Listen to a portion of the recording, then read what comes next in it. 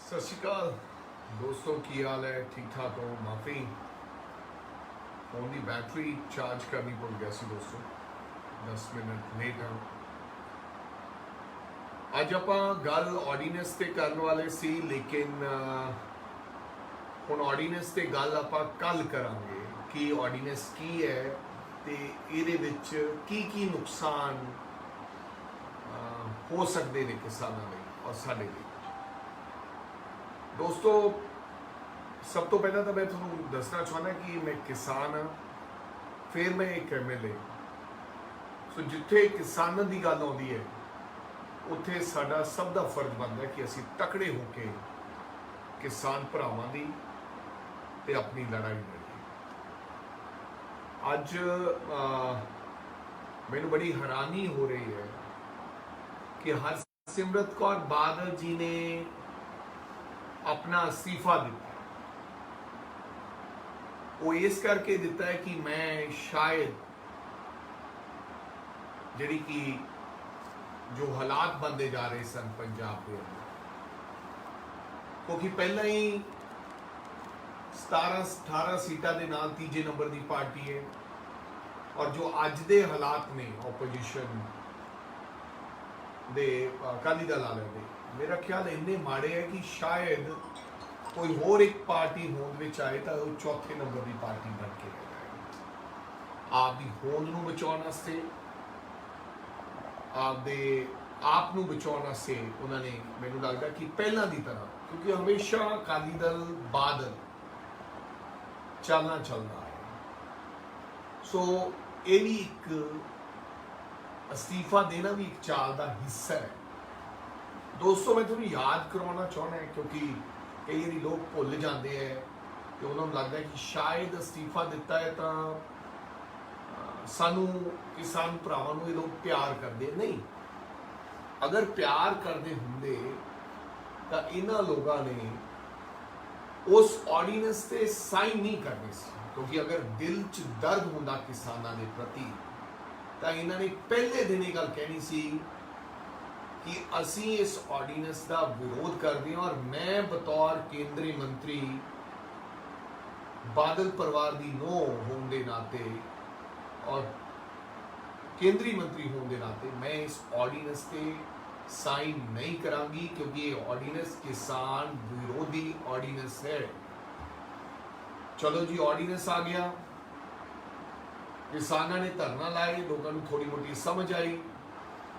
जो धरना लाया, मैंने याद है बादल पिंड च धरना लग्या तो जाके उत्थे सुखबीर सिंह बादल होरां ने तसल्ली भी दवाई कि ऐसी कोई गल नहीं है, ये तो कांग्रेस पार्टी बेवकूफ बना रही है लोगों, ऐसी कोई गल नहीं है, ये ऑर्डीनेंस किसान विरोधी नहीं है। फिर उन्होंने लाइव किया बादल पिंड चो, तुहानूं याद होना, फिर उन्होंने लाइव होके ये गल कही कि मैं इस ऑर्डीनेंस से किते नहीं लिखा कि ये जिहड़ियां गल्लां दा शंका पाया जा रहा है, खदशा है लोगों को, किसानों को, वो बिल्कुल नहीं है। मेरी गल हो चुकी है, मैं सब नाल गल कर चुके हैं, केंद्रीय मंत्री नाल गल कर चुके हैं, अमित शाह नाल गल कर चुके हैं। ये उन्होंने आपदे बयानों दे विच क्या उस लाइव हो। फिर तुसी देखिया होना कि चंडीगढ़ दे विच केंद्रीय मंत्री आए तसल्ली दिवाउण वास्ते कि बिल्कुल डरो ना, तुसी चिंता ना करो, किसी गल की परवाह ना करो, असी कुछ ऐसा नहीं करांगे जिहदे नाल किसानां नूं नुकसान होए।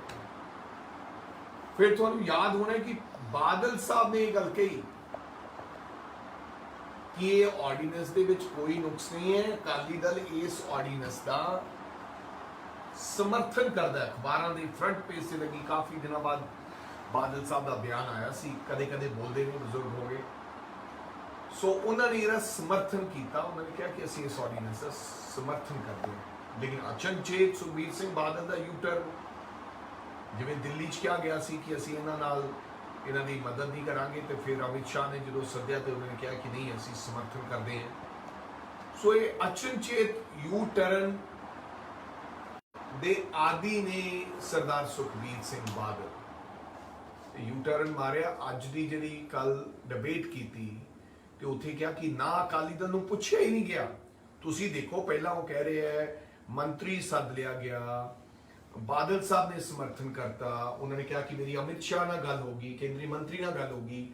ਫਿਰ ਇੱਕ ਚਿੱਠੀ ਵੀ ਜਾਰੀ ਹੁੰਦੀ ਹੈ ਕੇਂਦਰੀ ਮੰਤਰੀ ਵੱਲੋਂ, ਜਿਹਦੇ ਪੋਸਟਰ ਬਣਾ ਕੇ ਪਿੰਡਾਂ ਦੇ ਵਿੱਚ ਲਾਏ ਜਾਂਦੇ ਨੇ ਕਿ ਬਿਲਕੁਲ ਚਿੰਤਾ ਨਾ ਕਰੋ। ਇਹ ਪੋਸਟਰ ਬਣੇ ਬਕਾਇਦਾ, ਜਦੋਂ ਦੇਖਿਆ ਕਿ ਨਹੀਂ ਕਿਸਾਨਾਂ ਦੀ ਕਿਸੇ ਗੱਲ ਤੇ ਤਸੱਲੀ ਨਹੀਂ ਹੈ, ਰੋਸ ਵੱਧਦਾ ਜਾ ਰਿਹਾ ਹੈ, ਲੋਕ ਕਿਸਾਨ ਬਾਦਲ ਪਿੰਡ ਵੱਲ ਕੂਚ ਕਰ ਰਹੇ ਨੇ।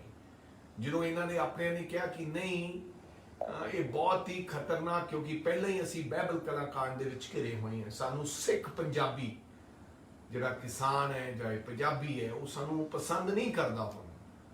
ਸੋ ਹੁਣ ਜਿਹੜਾ ਮੋਟੇ ਕਿਸਾਨ ਥੋੜਾ ਮੋਟਾ ਸਾਡੇ ਨਾਲ ਕੋਈ ਪੁਰਾਣਾ ਜੁੜਿਆ ਸੀ ਉਹ ਵੀ ਟੁੱਟ ਜਾਏਗਾ।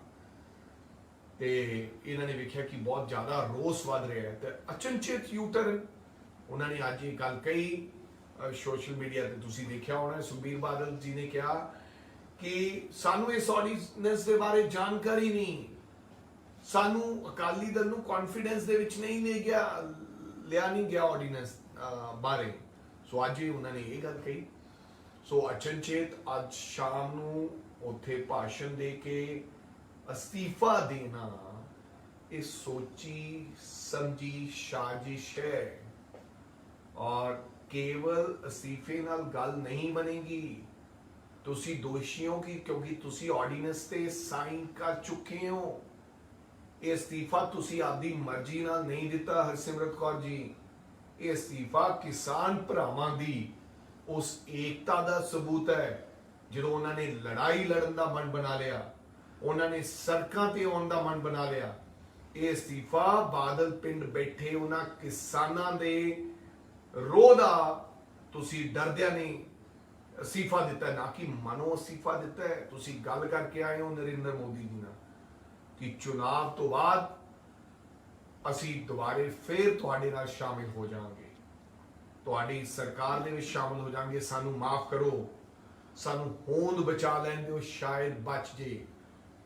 ਲੇਕਿਨ ਜਨਤਾ ਸਭ ਕੁਝ ਜਾਣਦੀ ਹੈ। ਤੁਹਾਡਾ ਫਰਜ਼ ਬਣਦਾ ਸੀ ਕਿ ਤੁਸੀਂ ਇਹ ਕਹਿੰਦੇ ਕਿ ਆਰਡੀਨੈਂਸ ਵਾਪਸ ਲਓ, ਉੱਥੇ ਲੜਾਈ ਲੜਦੇ, ਲੇਕਿਨ ਤੁਸੀਂ ਇਹ ਗੱਲ ਨਹੀਂ ਕੀਤੀ।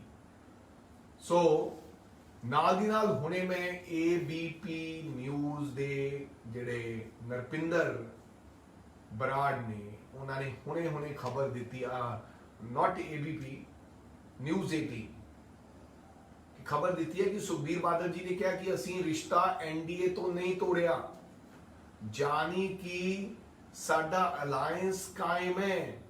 ਤੁਸੀਂ ਮੰਤਰੀ ਦੇ ਅਹੁਦੇ ਤੋਂ ਅਸਤੀਫਾ ਦੇਤਾ ਲੇਕਿਨ NDA ਤੋਂ ਸਮਝੌਤਾ ਨਹੀਂ ਤੋੜਿਆ। ਫਿਰ ਥੋੜੀ ਕਹਿਣੀ ਤੇ ਕਥਨੀ 'ਚ ਫਰਕ ਹੈ। ਜੇ ਸਮਝੌਤਾ ਨਹੀਂ ਤੋੜਿਆ ਤਾਂ ਤੁਸੀਂ ਤੇ ਭਾਜਪਾ ਫਿਰ ਰਲ ਕੇ ਚੁਣਾਵ ਲੜੋਗੇ, ਤੇ ਜਦੋਂ ਰਲ ਕੇ ਚੁਣਾਵ ਲੜੋਗੇ ਤਾਂ ਫਿਰ ਹਰਸਿਮਰਤ ਕੌਰ ਬਾਦਲ ਦੁਬਾਰਾ ਕੇਂਦਰੀ ਮੰਤਰੀ ਹਿੰਦੁਸਤਾਨ ਦੀ ਸਰਕਾਰ ਦੇ ਵਿੱਚ ਸ਼ਾਮਿਲ ਹੋਣਗੇ। ਤੁਸੀਂ ਇਹ ਗੱਲ ਕਹਿੰਦੇ ਕਿ ਅਸੀਂ ਹਰਸਿਮਰਤ ਕੌਰ ਬਾਦਲ ਜੀ ਅੱਜ ਅਸਤੀਫਾ ਮੈਂ ਦੇ ਰਹੀ ਹਾਂ ਔਰ ਅਸੀਂ NDA ਤੋਂ ਵੀ ਅਸਤੀਫਾ ਦੇ ਰਹੇ ਹਾਂ, ਅਲਾਈਅੰਸ ਤੋੜ ਰਹੇ ਹਾਂ ਔਰ ਸਾਡਾ ਪੰਜਾਬ ਦੇ ਅੰਦਰ ਭਾਜਪਾ ਨਾਲ ਇਸ ਤੋਂ ਬਾਅਦ ਕੋਈ ਸਮਝੌਤਾ ਨਹੀਂ ਹੈ ਜਿੰਨਾ ਚਿਰ ਇਹ ਵਾਪਸ ਨਹੀਂ ਲੈਂਦੇ, ਰੋਲ ਬੈਕ ਨਹੀਂ ਕਰਦੇ। ਅਗਰ ਆਰਡੀਨੈਂਸ ਵਾਪਸ ਲੈ ਲੈਂਦੇ ਤਾਂ ਤੁਸੀਂ ਜੋ ਮਰਜ਼ੀ ਕਹਿ ਲੈਂਦੇ, ਲੇਕਿਨ ਨਾਲ ਦੀ ਨਾਲ ਬਿਆਨ ਦੇਣਾ ਸੁਖਬੀਰ ਬਾਦਲ ਦਾ ਨਿਊਜ਼ 18 ਤੇ, ਕਿਉਂਕਿ ਸਬੂਤ, ਕਿਉਂਕਿ ਜਦੋਂ ਬੰਦੇ ਦੇ ਮਨ 'ਚ ਚੋਰ ਹੋਵੇ ਨਾ ਕੋਈ ਗੱਲ ਰਹਿ ਜਾਂਦੀ ਹੈ ਦੋਸਤੋ, ਤੇ ਨਾਲ ਦੀ ਨਾਲ ਨਿਊਜ਼ 18 ਤੇ ਬਿਆਨ ਦੇਣਾ ਕਿ ਨਹੀਂ NDA ਤੋਂ ਸਮਝੌਤਾ ਨਹੀਂ ਤੋੜਿਆ, ਯਾਨੀ ਕਿ ਅਲਾਈਅੰਸ ਸਾਡਾ ਕਾਇਮ ਹੈ, ਅਸਤੀਫਾ ਦਿੱਤਾ ਹੈ। ਕੀ ਫਾਇਦਾ ਹੋਇਆ? ਅਲਾਈਅੰਸ ਤੁਹਾਡਾ ਕਾਇਮ ਹੈ, ਤੁਸੀਂ ਕੇਵਲ ਅਸਤੀਫਾ ਦਿੱਤਾ ਹੈ ਕਿਉਂਕਿ ਤੁਹਾਨੂੰ ਡਰ ਹੈ ਕਿ ਜੇ NDA ਤੋਂ ਅਸੀਂ ਸਮਝੌਤਾ ਤੋੜ ਲਿਆ ਫਿਰ ਕਈ ਚੀਜ਼ਾਂ ਖੁੱਲ ਜਾਣੀਆਂ, ਸਾਡਾ ਸਾਰਾ ਬਾਈਬਲ ਕਲਾਕਾਂਡ ਖੁੱਲ ਜਾਏਗਾ, ਸਾਡੇ ਹੋਰ ਕਈ ਕਹਾਣੀਆਂ ਤੁਰ ਪੈਣਗੀਆਂ, ਸਾਡੇ ਮਗਰ ਲੋਕ ਤੁਰ ਪੈਣਗੇ, ਸਾਨੂੰ ਛੱਡਣਾ ਨਹੀਂ ਫਿਰ ਅਮਿਤ ਸ਼ਾਹ ਤੇ ਨਰਿੰਦਰ ਮੋਦੀ ਨੇ। ਅਲਾਈਅੰਸ ਥੋੜਾ ਕਾਇਮ ਹੈ ਇਸ ਕਰਕੇ। ਸੋ ਲੋਕਾਂ ਨੂੰ ਬੇਵਕੂਫ ਬਣਾਉਣਾ ਛੱਡੋ। ਲੋਕ ਤੁਹਾਡੇ ਨਾਲ ਜਿਹੜੇ ਤੁਸੀਂ ਮਗਰਮੱਛ ਦੇ ਜਿਹੜੇ ਆਂਸੂ ਇਹ ਦਿਖਾ ਰਹੇ ਹੋ, ਇਹ ਮਗਰਮੱਛ ਦੇ ਆਂਸੂ ਹੈ, ਕਿਸਾਨਾਂ ਨਾਲ ਤੁਹਾਨੂੰ ਕੋਈ ਪਿਆਰ ਨਹੀਂ। ਕਦੇ ਤੁਸੀਂ ਕਿਸਾਨਾਂ ਦੇ ਹਿੱਤ ਦੀ ਗੱਲ ਨਹੀਂ। ਚਾਹੇ ਉਹ ਪਾਣੀਆਂ ਦਾ ਮੁੱਦਾ ਹੈ, ਚਾਹੇ ਕਿਸਾਨਾਂ ਦੀ ਫਸਲ ਦਾ ਮੁੱਦਾ ਹੈ, ਚਾਹੇ ਕਿਸਾਨ ਦੇ ਕਰਜ਼ੇ ਦੀ ਗੱਲ ਸੀ। ਤੁਸੀਂ ਕਦੇ ਕਿਸਾਨ ਹਿਤੈਸ਼ੀ ਨਹੀਂ ਰਹੇ। ਤੁਸੀਂ ਕਿਸਾਨ ਨੂੰ ਮਗਰਲੇ ਕਈ ਦਹਾਕਿਆਂ ਤੋਂ ਕਿਸਾਨਾਂ ਦੀ ਪਾਰਟੀ ਕਹਿ ਕੇ ਲੁੱਟਦੇ ਆ ਰਹੇ, ਲੇਕਿਨ ਲੋਕ ਜਾਣਦੇ ਨੇ ਕਿ ਕਿੰਨੇ ਕੁ ਵੱਡੇ ਤੁਸੀਂ ਕਿਸਾਨ ਨੂੰ ਜੋ ਕੰਮ ਕੀਤੇ ਤੁਸੀਂ ਉਹ ਕੇਵਲ ਆਪਦੇ ਪਰਿਵਾਰ ਦੇ ਔਰ ਆਪਦੇ ਨਿੱਜੀ ਫਾਇਦੇ ਸੀ। ਸੋ ਦੋਸਤੋ, ਕਿਸੇ ਚਾਲ ਚ ਨਾ ਆਇਓ। ਮੈਂ ਕਿਸਾਨ ਵੀਰਾਂ ਨੂੰ ਕਹਿਣਾ ਚਾਹੁੰਦਾ, ਕਾਂਗਰਸ ਨੇ ਆਲਰੇਡੀ ਆਰਡੀਨੈਂਸ ਤੇ ਕਿਹਾ ਕਿ ਪੰਜਾਬ ਦੇ ਅੰਦਰ ਇਹ ਆਰਡੀਨੈਂਸ ਲਾਗੂ ਨਹੀਂ ਹੋਏਗਾ ਕਿਸੇ ਕੀਮਤ ਤੇ। ਜਿਸ ਤਰ੍ਹਾਂ ਪਾਣੀ 2002 ਦੀ ਸਰਕਾਰ ਨੇ ਕਿਹਾ ਸੀ ਕਿ SYL ਦਾ ਪਾਣੀ ਇੱਕ ਬੂੰਦ ਵੀ ਪੰਜਾਬ ਚੋਂ ਬਾਹਰ ਨਹੀਂ ਜਾਏਗਾ, ਸੇਮ ਕਾਂਗਰਸ ਪਾਰਟੀ ਨੇ ਇਹ ਰੈਜ਼ੋਲੂਸ਼ਨ ਲੈ ਕੇ ਆਈ, ਵਿਧਾਨ ਸਭਾ 'ਚ ਪ੍ਰਸਤਾਵ ਦਿੱਤਾ ਕਿ ਬਿਲਕੁਲ ਪੰਜਾਬ ਦੇ ਕਿਸਾਨ ਦੇ ਇਹ ਆਰਡੀਨੈਂਸ ਲਾਗੂ ਅਸੀਂ ਨਹੀਂ ਹੋਣ ਦਿਆਂਗੇ। ਸੋ ਅਸੀਂ ਤੁਹਾਡੇ ਨਾਲ ਹਾਂ ਔਰ ਪਹਿਲਾਂ ਰਾਜਨੀਤਿਕ ਵਿਅਕਤੀ ਤੋਂ ਮੈਂ ਇੱਕ ਕਿਸਾਨ ਹੈ, ਜਿੱਥੇ ਕਿਤੇ ਕਿਸਾਨ ਭਰਾ ਨੂੰ ਲੋੜ ਪਏਗੀ ਅਸੀਂ ਅੱਗੇ ਹੋ ਕੇ ਉਹਨਾਂ ਦੀ ਲੜਾਈ ਲੜਾਂਗੇ। ਸੋ ਚੇਤੇ ਰੱਖਿਓ, ਉਹ ਪੁਰਾਣੀਆਂ ਗੱਲਾਂ, ਕੇਵਲ ਅਸਤੀਫੇ ਤੇ ਫੋਕਸ ਨਾ ਕਰਿਓ। ਮਗਰਲੀ ਗੱਲ, ਕਹਾਣੀ ਕਿੱਥੋਂ ਸ਼ੁਰੂ ਹੋਈ, ਕਿੱਦਾਂ ਇਹ ਅਸਤੀਫਾ ਦੇ ਰਹੇ, ਸੋ ਭੁੱਲ ਨਾ ਜਾਇਓ, ਇਹਨਾਂ ਗੱਲਾਂ ਨੂੰ ਯਾਦ ਰੱਖਿਓ। ਸੋ ਮੰਗ ਕਰੋ ਕਿ ਐਨਡੀਏ ਤੋਂ ਸਮਝੌਤਾ ਤੋੜੋ, ਮੰਗ ਕਰੋ ਕਿ ਆਪਦਾ ਅਲਾਈਅੰਸ ਤੋੜੋ, ਫਿਰ ਕਿਤੇ ਨਾ ਕਿਤੇ ਗੱਲ ਥੋੜੀ ਸਾਬਤ ਹੋਏਗੀ ਕਿ ਸ਼ਾਇਦ ਤੁਹਾਨੂੰ ਕਿਸਾਨਾਂ ਨਾਲ ਪਿਆਰ ਹੈ। ਅਸਤੀਫਾ ਕੇਵਲ ਦੇਣਾ ਕਾਫੀ ਨਹੀਂ। ਸੋ ਤੁਹਾਡਾ ਬਹੁਤ ਬਹੁਤ ਧੰਨਵਾਦ, ਤੁਸੀਂ ਜੁੜੇ, ਤੁਸੀਂ ਪਿਆਰ ਦਿੱਤਾ। ਮਾਫੀ ਚਾਹੁੰਦਾ, ਥੋੜਾ ਜਿਹਾ ਲੇਟ ਹੋਏ। ਕੱਲ ਨੂੰ ਫਿਰ ਆਪਾਂ ਆਰਡੀਨੈਂਸ ਤੇ ਗੱਲ ਕਰਾਂਗੇ, ਜਿਹੜਾ ਕਿ ਆਰਡੀਨੈਂਸ ਸਰਕਾਰ ਲਿਖੀ ਇਹਦੇ ਵਿੱਚ ਕੱਲ ਨੂੰ ਕੀ ਖਸਤੇ ਪੈਦਾ ਹੋ ਸਕਦੇ ਹੈ, ਕੀ ਸਾਨੂੰ ਦਿੱਕਤਾਂ ਆ ਸਕਦੀਆਂ।